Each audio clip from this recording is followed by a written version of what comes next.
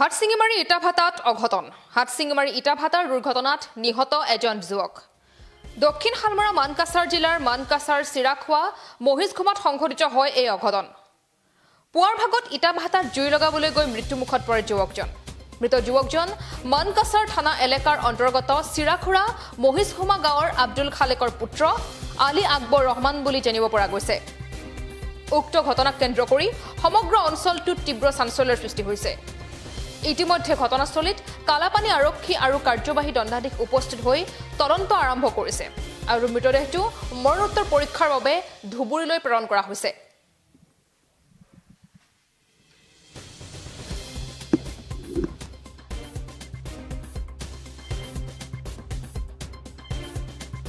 চিৰাখোৱা মহিষঘুমা ভিলেজত এটা আনফৰ্চুনেট ঘটনা এটা হয় যে এজন মানুহ ইয়াত যোনটো ইলিগেল বুলিয়ে ক'ব লাগিব ব্ৰিক ক্লিন আছে, সেই ব্ৰিক ক্লিনত ৰাতিপুৱা সময়ত যাওঁতে মানুহে কোৱা মতে ৰাতিপুৱা সময়ত তেওঁ যাওঁতে তাতে আবদ্ধ হৈ পেলাই এটা এক্সিডেণ্ট হয় আৰু এক্সিডেণ্টত তেওঁৰ মৃত্যু হয়। সেইটো একচুৱেলি মই ইয়াত জইন কৰা প্ৰায় এসপ্তাহ হৈছে।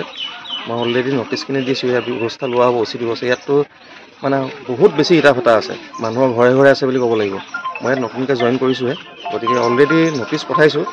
তাৰপিছত আমি বিহিত ব্যৱস্থা ল'ম। এতিয়াতো খুব কুইক একশ্যন লোৱা হ'ব, কাৰণ যিহেতু এটা ঘটনা ঘটি গৈছে। গতিকে এইখিনি আমি ডিছকাশ্যন কৰি পেলাই আমাৰ শীৰ্ষ মহলৰ লগত ডিছকাশ্যন কৰি আমি ইয়াৰ অতি শীঘ্ৰে উচিত ব্যৱস্থা লোৱা। ৰাতিপুৱা আনুমানিক 7টামান বজাত মই খবৰ পাওঁ যে ইয়াত ইটাভাটা এক্সিডেণ্টেল এটা মানুহ মৰিছে। এই মানুহজন আব্দুল খালেকৰ ল'ৰা, 22 বছৰীয়া ল'ৰা আলী আকবৰ নামৰ ল'ৰাজন। মই ইয়াত আহিলোঁ, আহি কিনে আমাৰ চাৰ্কেল অফিচাৰে আহিলে, আকৌ প্ৰশাসন থানাৰ পৰা আহিলে। চিৰাখোৱা মহিষঘুমা বুলি কয়। যিজন মৰিছে তাৰ নাম কি? আলী আকবৰ আব্দুল খালেকৰ ল'ৰা হয়। যে আমি অলৰেডি যোৱা 26 তাৰিখত যোৱাৰ কাৰণে অলৰেডি আমি নটিচ দিছোঁ। প্ৰতিটো ঘৰে ঘৰে আমি নটিচ দিছোঁ ইটাভাটা মালিক কেইটাক চাৰ্কেল অফিচত যোৱাৰ কাৰণে। মই এইটো লটৰে ৰেভিনিউ ভিলেজৰে গাঁও প্ৰধান।